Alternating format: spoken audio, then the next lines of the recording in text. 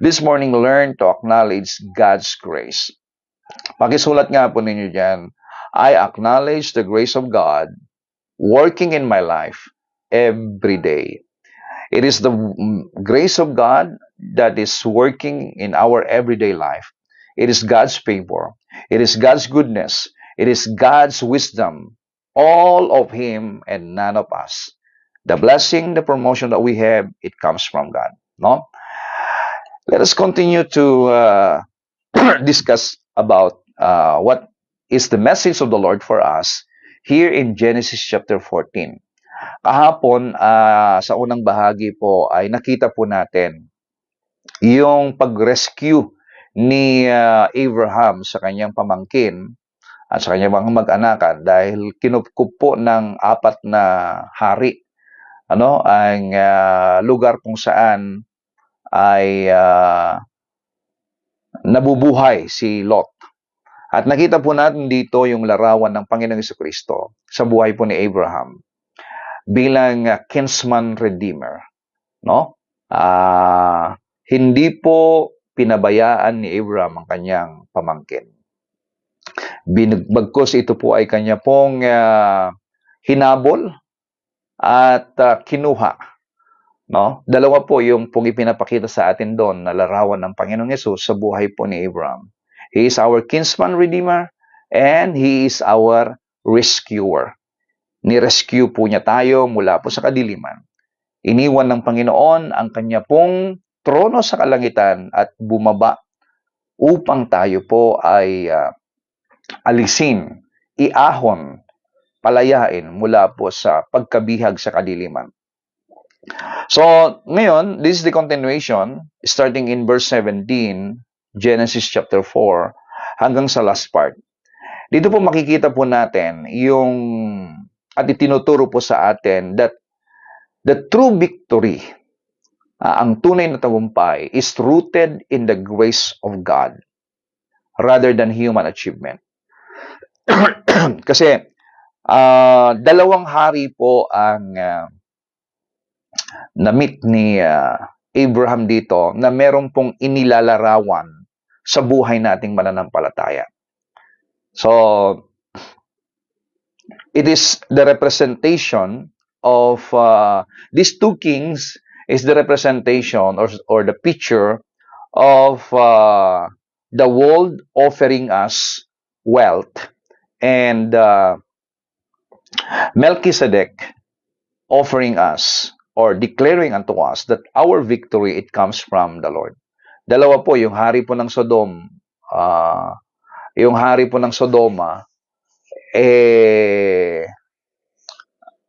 lumapit kay Abraham. At yung isa po ay yung hari ng Salem. At yan po si Melchizedek. Okay, so what we can see here is the victory that we have in our lives. It reminds us that it comes from God. No? The divine provision of God's grace. It is through the grace of God that we have won the victory. Kaya ngayon tagumpay natin, tagumpay na ipinagkaloob sa atin ng ating Panginoong Hesukristo. Amen? So again, your victory is rooted in the grace of God. Pakisulat nga po ninyo dyan mga kapatid. My victory is rooted in the grace of God. Pag sinabi kasi nating grace, hindi galing sa atin. Galing sa Kanya. Galing sa Kanyang kakayahan, kapangyarihan, ang pagsama sa atin. Kaya nga lagi ko pong tinuturo na kapag tayo po ay nagbabasa ng Bible, ay tingnan natin, hindi yung galing ng tao, kundi sino ang sumasama sa taong iyan kung bakit siya nagtagumpay. Katulad halimbawa ni David. Okay, ang galing ni David. Napatay niya si Goliath.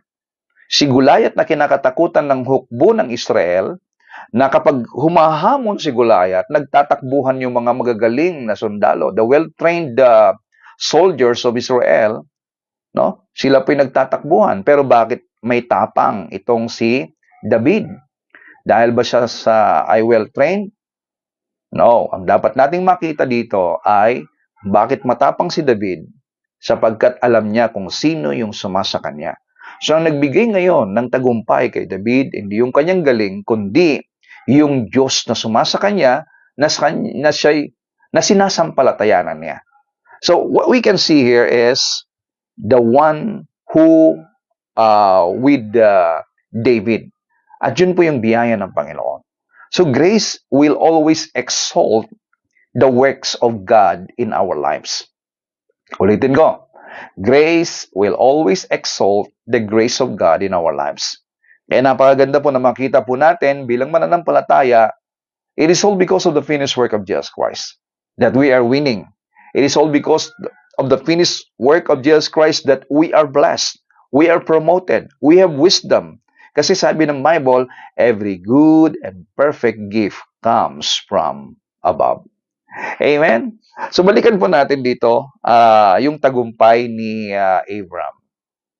So upon returning from a perilous battle to rescue his nephew na si Lot, Abraham is met by two opposing kings in the King's Valley. Magkasalungat po tong hari na to, no? Una, itong hari ang Sodom, representing worldly wealth and compromise. And Melchizedek, the king of Salem, the king of peace. Pag sinabing Melchizedek, ang ibig sabihin ng kanyang pangalan ay righteousness. At ang kanya pong pinagaharian ay Salem. Yan po yung ancient name of Jerusalem. So, Salem means peace. So, si Melchizedek is king of righteousness and king of peace. Ang title na ito ay naka-address muli sa ating Panginoong Hesukristo. Jesus Christ is the King of peace and the King of righteousness. At ito namang si King of Sodom, kanya pong nire-represent po ang mundo and compromise. Kaya po, nung nag-offer po siya ng yaman kay Abraham, ay ito na, tinanggihan po ni Abraham. So, Melchizedek, ito po yung tagpo, brings out bread and wine, refreshing Abraham's weary army, and declares that God Most High secured the victory of Abraham. Ito po yung tagpo, pagbabasahin po natin, lumabas po si Melchizedek at sinalubong po niya si Abraham, binigyan po niya ng tinapay and wine. This is very significant because the picture of bread and wine is yun po yung ginagamit natin sa communion, no? That every time we take the communion, sabi ni Lord, do this often. Madalas ninyong gawin ito. And the very reason why we're doing communion is to remind ourselves, not to remind God, but to remind ourselves what the Lord has done for us at the cross. Na yung pong tinapay ay naglalarawan sa katawan ng Panginoong Hesukristo, that every time we partake this bread, we are declaring our faith that all of our sins has been punished in the body of Jesus Christ. Maging po ang lahat ng sakit karamdaman ay tinangay na ng katawan ng Panginoong Hesukristo. Lahat ng sumpa at galit ng Diyos sa kasalanan ay inabsorb na ng katawan ng ating Panginoong Hesukristo. So, pinapakita natin, na nagtagumpay na ang Panginoon dun sa krus ng Kalbaryo mula po sa kasalanan. The curse of sin has been absorbed by the body of Jesus Christ. So every time we partake the bread, we are declaring our faith. At pangalawa, yung juice, which is the pitcher or the wine, the pitcher of the blood of Jesus, or the blood of Jesus Christ, then this is the blood that washes away our sins. Kung yung katawan ay nagbigay ng parusa sa ating pong mga kasalanan, yung pong namang dugo ng Panginoong Yesus ay naglinis sa ating mga kasalanan.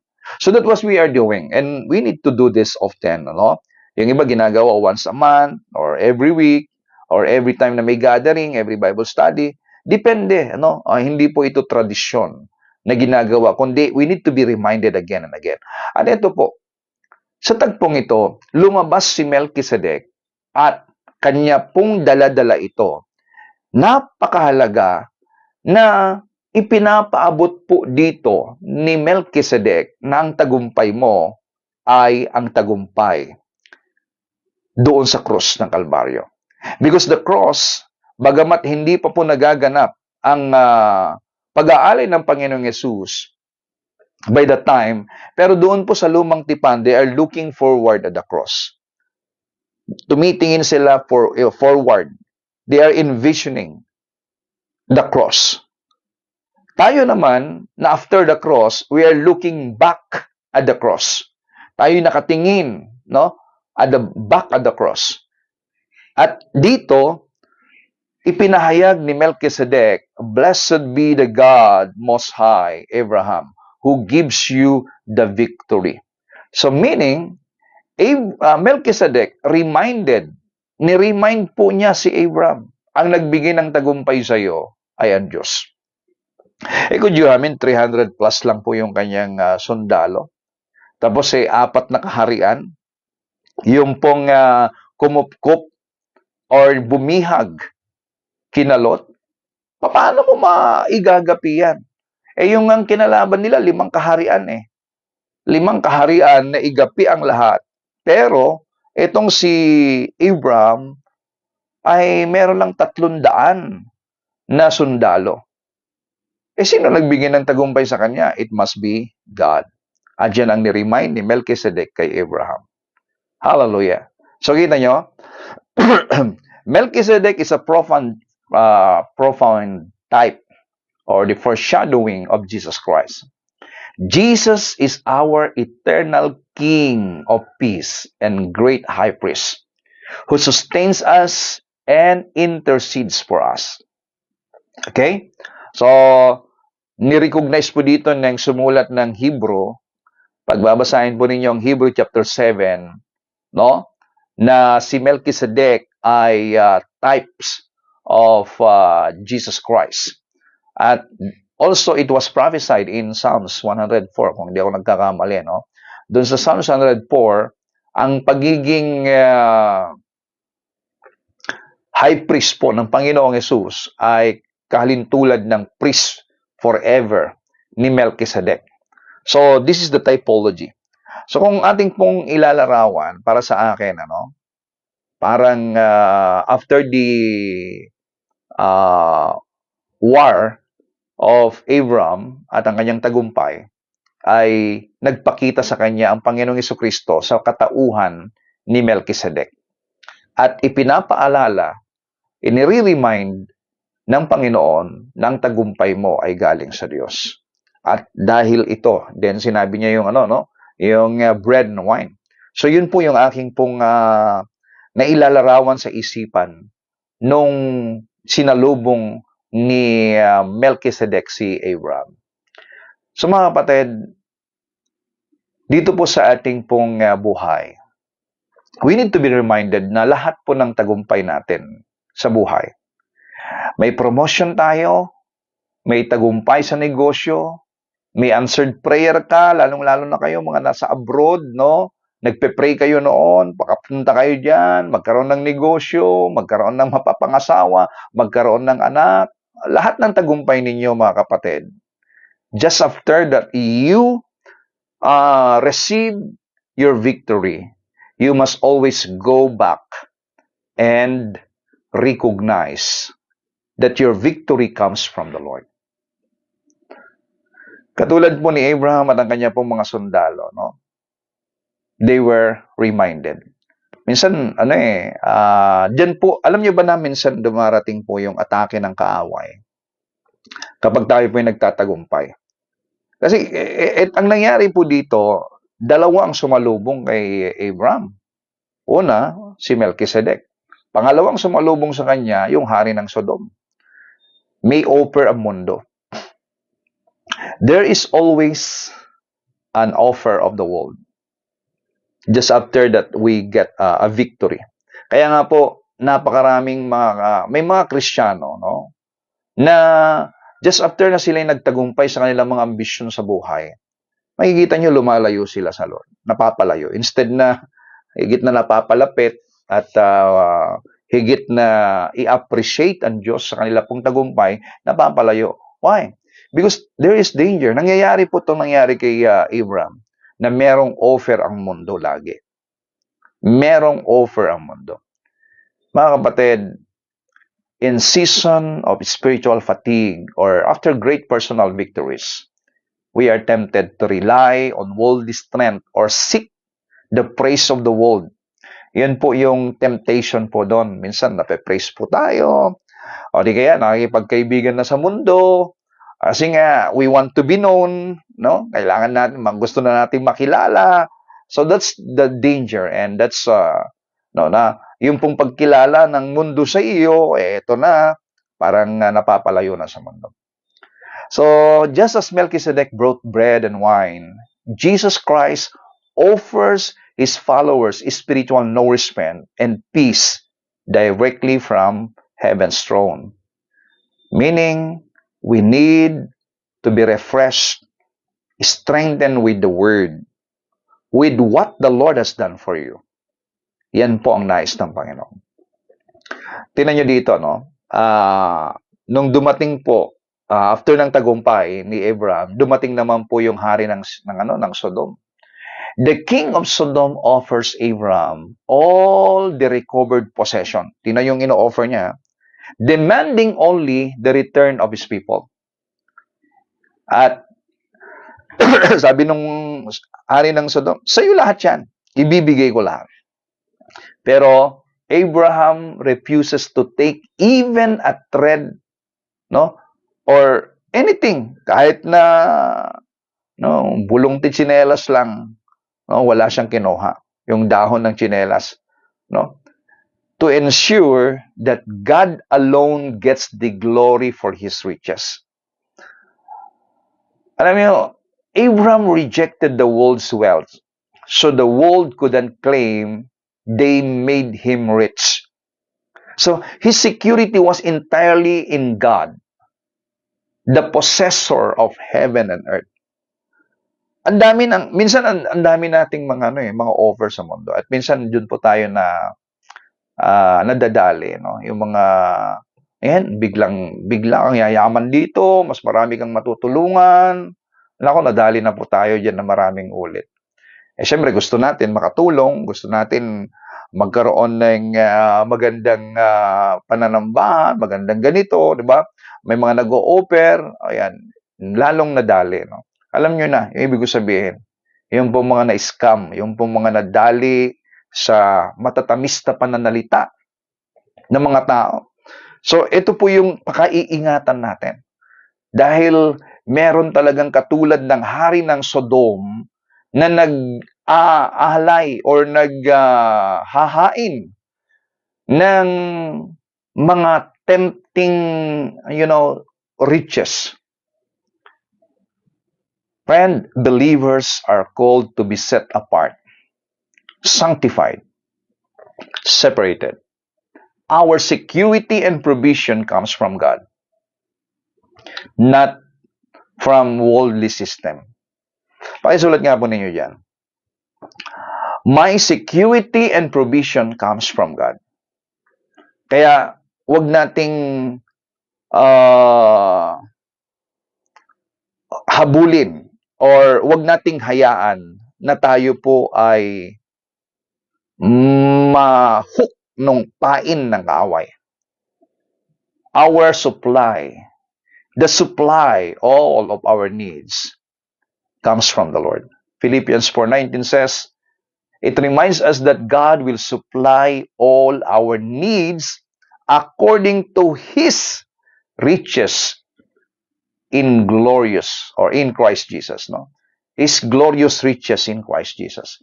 Yan po ang panggagalingan ng supply natin, no? At winarningan po tayo ng Lord.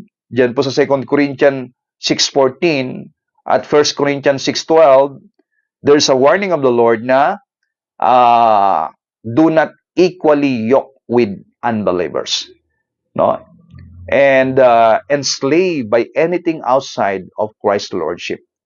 Kay Lord lang tayo magpapasakop. Kay Lord lang tayo magpapaalipin, no? At wag na iasa natin ng tagumpay at yaman natin ay manggagaling sa Panginoon. Ang ibig ko sabihin dito ay wag po nating tanggapin o iwasan natin ang mga hain na katulad po ng hain ng hari ng Sodom kay Abram. Katulad niyan, yung mga nangyayari ngayon sa ating pong bansa. Lumabas di ba? Yung mga lumalabas diyan ngayon na may mga binibigay na ganito, ganyan-ganyan. Tapos, magiging consequences mo yan pagdating ng araw. Darating at darating ang araw. Kaya saludo po ako sa mga leaders po natin, sa mga Kristiyano, yung po mga leader na inooperan ng ang laki. Meron akong nabalitaan na isang kilalang general, na taga dyan sa atin na inofera ng 500 million ng isang negosyante para lamang hindi na siya guguluhin or protection sa kanyang negosyo. Inopera ng 500 million pero tinanggihan niya. So yun po kasi kahit na ibigay sa iyo ng sikreto, malalaman at malalaman pagdating ng araw. At kung tinanggihan mo rin naman yun, malalaman at malalaman din. At nung tinanggihan niya, yun, lalong naipaangat yung dangal. Nagkaroon siya ngayon ng mga promotion, nagkaroon ng tiwala ng tao. Dito rin kay Abram, makikita po natin na kay Lord siya nagtiwala. Yung yaman ng Lord. Ayaw ni Abraham na mahaluan yung pagyaman niya na mula po sa mundo. Believers are called to live in the world but not be influenced by its corrupting system. Huwag po tayong maimpluwensyahan sa corrupt na sistema ng mundo. When tempted to compromise integrity for financial gain or worldly approval, we must remember that God is our ultimate rewarder and provider. Mga kapatid, God is our rewarder. Kaya nga sabi ni Lord kay Abraham, doon po sa next chapter po natin, I am your shield. I am your great reward. Oh, glory to God. May maraming offer ang mundo, pero limited, ang offer ng mundo. Kaya sabi ni Lord kay Abraham, ako ang gantimpala mo. Kung si Lord ang gantimpala natin, mga kapatid, meron pa bang mas hihigit dyan na kayamanan? Meron pa bang mai-offer ang mundo na higit? Doon po sa ang Diyos ang siyang gantimpala mo. Sa pamamagitan niya, nalikha ang lahat ng bagay. Sa Kanya ang lahat ng mga ginto, pilak. Ang sabi ng Psalms 24, everything on this world, the earth is the Lord, the fullness thereof, everything that living in there is of the Lord. Siya nagmamayari lahat.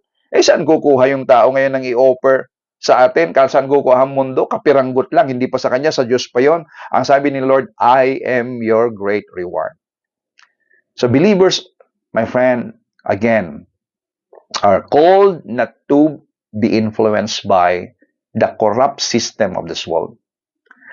Now, ito po yung gusto kong makita po natin kung paano nag-response si Abram dito po sa tagumpay na ipinakita sa kanya ni Melchizedek. As a testimony of Abraham's faith, kaya nga po si Abraham tinawag na father of faith. Kasi po siya'y naniwala sa tawag ng Diyos, pangako ng Diyos, at yung kanyang pananampalataya ay gumagawa, nagre-response doon po sa bawat tagumpay na binibigay sa kanya ng Panginoon. So, as a testimony of his faith and submission to God's blessing, Abraham gives Melchizedek a 10% of all the plunder. Lan yung mga sinamsam niya. Pagkatapos sinabi ni Melchizedek sa kanya, ang Diyos ang nagbigay sa iyo, Abraham, ng tagumpay. Si Abraham, ang response niya is the 10%. Of course, this is not law, no? Hindi po ito batas. At hindi po ito compulsory. But it is the way Abraham show his gratitude to God na siyang nagbigay ng tagumpay. Abraham freely gives back to the Lord, recognizing that God delivered the victory and owns everything. So dalawa po yung pinapakita doon ni Abraham.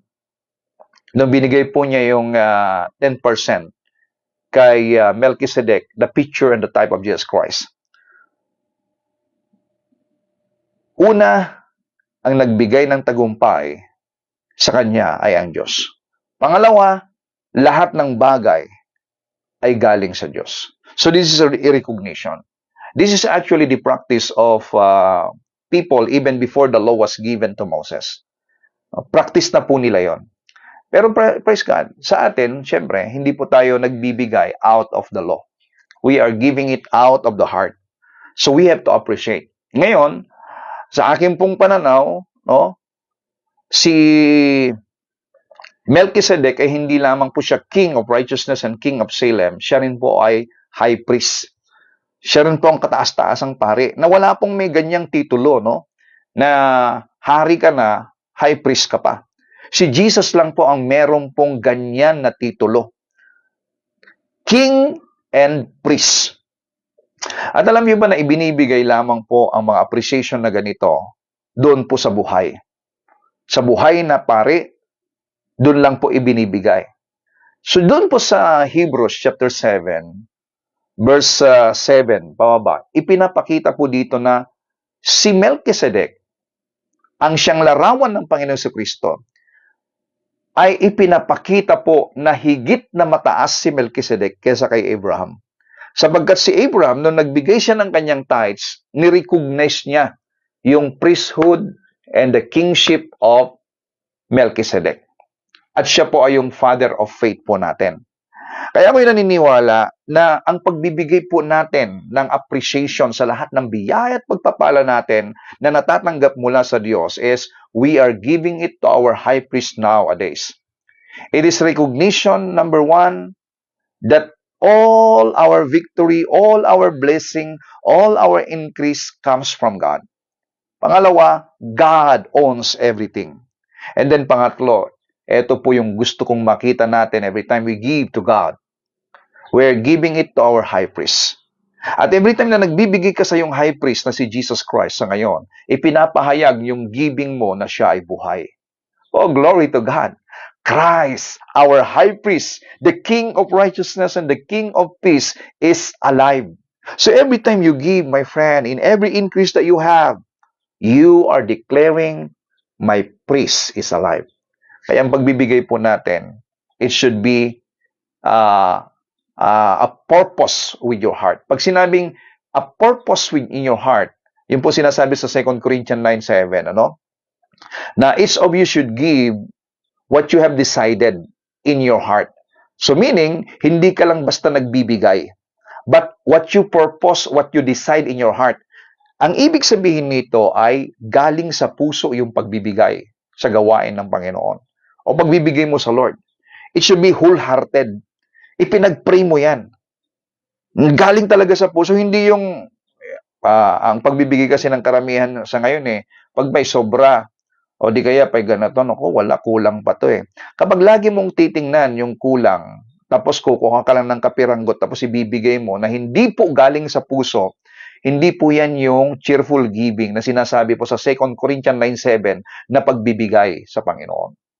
Mga kapatid, every time you give, maliit o malaki, every time you give, in every increase you have, it should be wholehearted.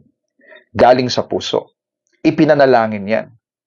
You connected your heart to God every time you give, my friend. With prayer.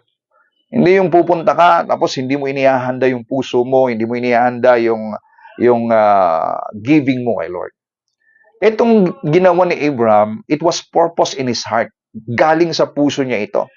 May porsyento, may halaga. So, ganun din po sa atin. We are no longer under the law or under, compulsory of giving.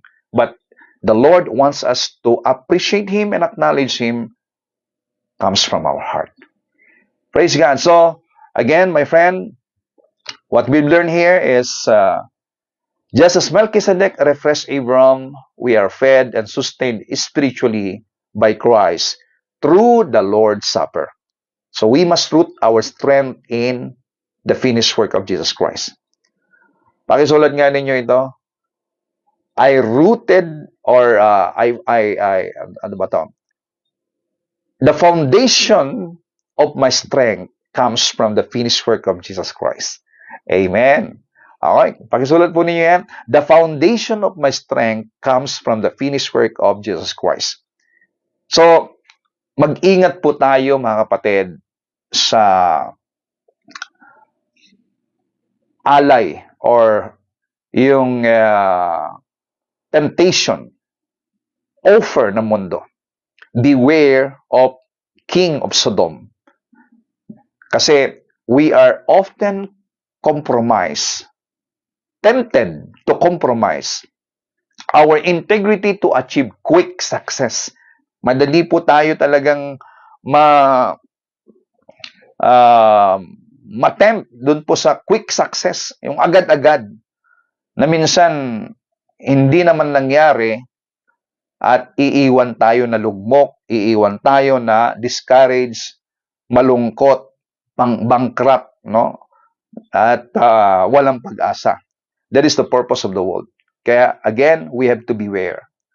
Like Abraham, we must guard our testimony and refuse worldly leverage that compromise our faith. We must rest in the possessor of heaven and earth. We do not need the world's backing to thrive, my friend. Hindi natin kailangan ng backup ng sino man. We can walk in bold, generous faith, knowing our ultimate provider is God Almighty. The Lord is our provider. He is our, kasi sabi ng Bible, promotion comes from the Lord. Blessings comes from the Lord. Increase comes from the Lord. Victory comes from the Lord. Sa Kanya na nga ang lahat ng bagay. Always recognize our Savior, my friend, Jesus Christ. Always recognize our Savior, Jesus Christ, reigns as the ultimate King of righteousness and peace. Appreciate Him in every victory you have. Katulad ng ginawa ni Abraham, in-appreciate niya by giving the tenth of all his, mga nasamsam niya.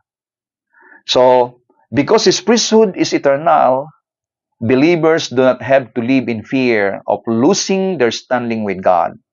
Why? We can rest secure in Christ's continuous intercession for us. The Lord will continually interceding for you right now. That is the work of our Lord Jesus Christ right now. He is interceding for you. He is your high priest. Recognize Him. Recognize your high priest and your king. He is our victory. Father, thank you for your word today. Thank you for giving us, Lord God, a message every day na patuloy na nag-aakay, naglalapit sa amin sa trono ng iyong biyaya. Pagpalain mo ng higit pa, Panginoon, sa inasahan ng bawat nakikinig. And thank you for giving us understanding, Holy Spirit. I bless everyone in Jesus' name. Amen and amen.